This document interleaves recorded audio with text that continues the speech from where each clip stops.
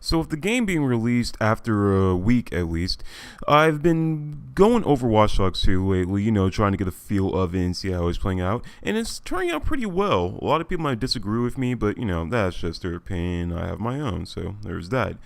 But during that time, I noticed a couple of things I want to talk about or things that may interest me, so I want to go ahead and get this out of the way. This is 4 things that have piqued my interest while playing Watch Dogs 2.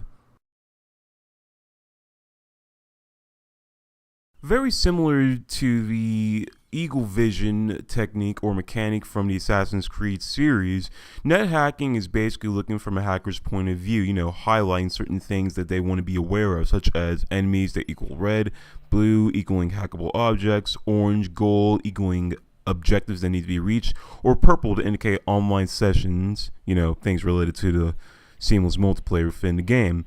Now, for single player use, net hacking is very useful. You got to use it to survey your surroundings, see where the enemies are, and hopefully lay out traps for them, which is actually pretty useful because a lot of people would think that it's very overpowered in a lot of ways. Trust me, I think that it's in some ways easily over OP. If you think about it, when you try to do certain objectives, making the game a bit too easy. But other than that, it's actually quite useful in order to solve big puzzles within the game, puzzles that may tend to get a bit annoying at times. And I'm here thinking to myself, it's all good and all, but what about for multiplayer reasons? Now, as you may have seen gameplay from, probably various other YouTube accounts, you would note that they probably use net hacking in order to try to find their targets easily. But then again, it's not really that hard to find someone who's trying to, hack you, so to speak. But then again, if you do use it, chances are it'll be a lot easier to be able to find them because, the purple area indicates where they're hacking. And, once you hit net hack, it basically emits an aura around you that sees where the hacking is taking place, that wide radius, so to speak. So most people will probably want to use that to their advantage. Once again, it is a bit OP in my opinion, but if you know how to use it, then I just say make it do what it do and do what needs to be done when it comes to, trying to hack people and whatnot. I'm really not giving the best explanation. When it comes to who's a much more skilled acrobat, I'm going to have to go ahead and give it to Marcus, obviously, because during the development of this game, I'm pretty sure Ubisoft hired acrobats who were very skilled in the ways of parkour, how to perform such daring feats and stunts that most people wouldn't even touch with a 10-foot pole. And during the game, I've been playing around with it and it's very fun to do. It's very easy to perform. I'm pretty sure there is some sort of tricks that most people have already developed when it came to how to get away from such a danger, if you're playing online or something of that nature. But you got to be aware that other players can catch wind of that and do it as well. Now, I'm pretty sure they grab certain gaming mechanics and elements from the past Assassin's Creed games, since that had a lot of parkour and movement in it. And for them to bring it into this game makes it feel a bit more alive. I know a lot of people would challenge me on that, but, after playing it for, during the course of last week, I couldn't just stop doing such daring feats that would make me think, man, if I could actually do this in real life, I'd be unstoppable. No one would be able to catch me. But I know that's probably not going to be, I know that's not true at all because I'm slow as hell and most people would tackle me on the ground as soon as they catch wind of me, trying to do something funny.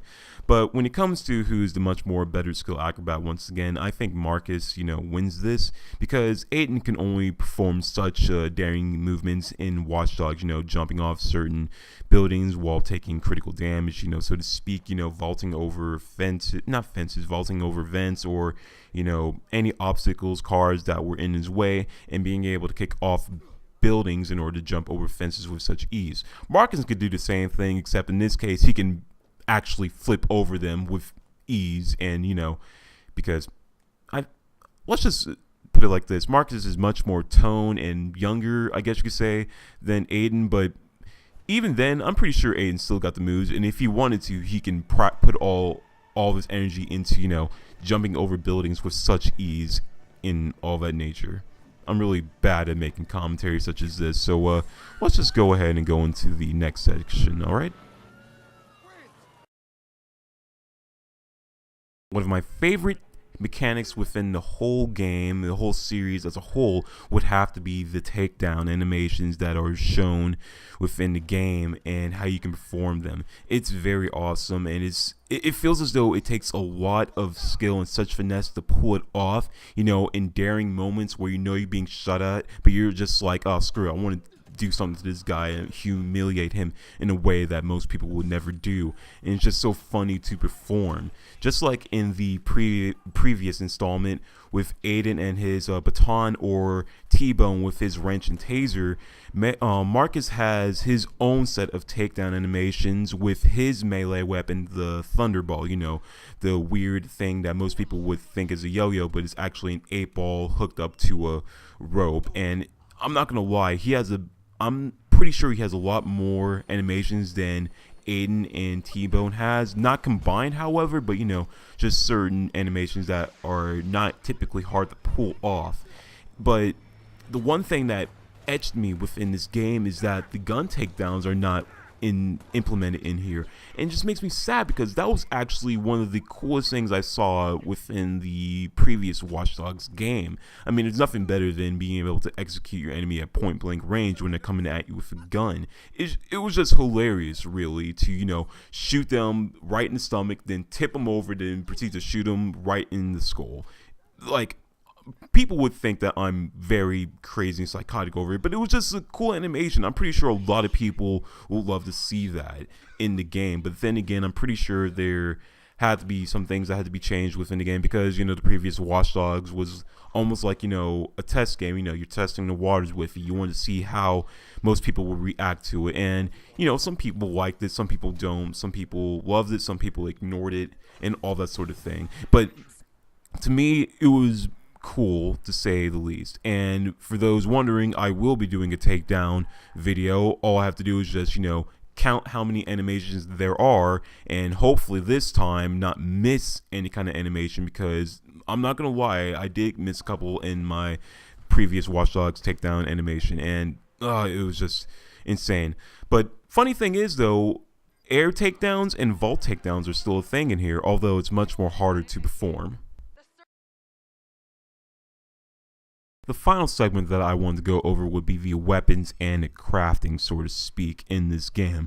Now, to start off with, the previous weapons that were in the last installment of Watch Dogs have make a comeback in this game, but the thing is, though, you can't customize them because they're only used as pickups, whereas from the hackerspace, you can buy your own customizable weapons from the 3D printer and use them in various situations because they have certain stats to show off what areas they are good at, whether it be for assault or for being a ghost when tackling missions either by yourself or with a partner. And it's very good. I'm actually glad that you can only equip 2 weapons along with the taser gun, because in the previous game, the weapon wheel was in there, but as you will see in the photo that will be shown in just a moment, the weapon wheel is a bit different. You don't have to switch between weapons, because I know that was such a hassle within the last game, because you need to switch between silenced weapons from weapons with no silencers on there. And I'm actually glad that they changed it up just a bit. But the crafting system, as you may have saw from the zoomed in photo, the indicator right there, the crafting system has not made a return in here, because once again it may have been a hassle, because you have to keep on farming for certain things to create certain objects, such as jam coms, blackouts, or fragmentation grenades and anything of that nature. And I'm not gonna lie, it was a bit hard to gather the right substances, but then again, most of the times it was easy because you could actually find them in bags all around Chicago, whereas you can hack some access keys from civilians within the game. And while I'm not biased towards the rechargeable state, I'm just I wouldn't necessarily agree with it, but then again, it's in the game and most people liked it, and I'm not gonna lie, it's a bit useful. But that's all I have to say for this subject and whole video as well. Not the best I've done, but it's all there is to it.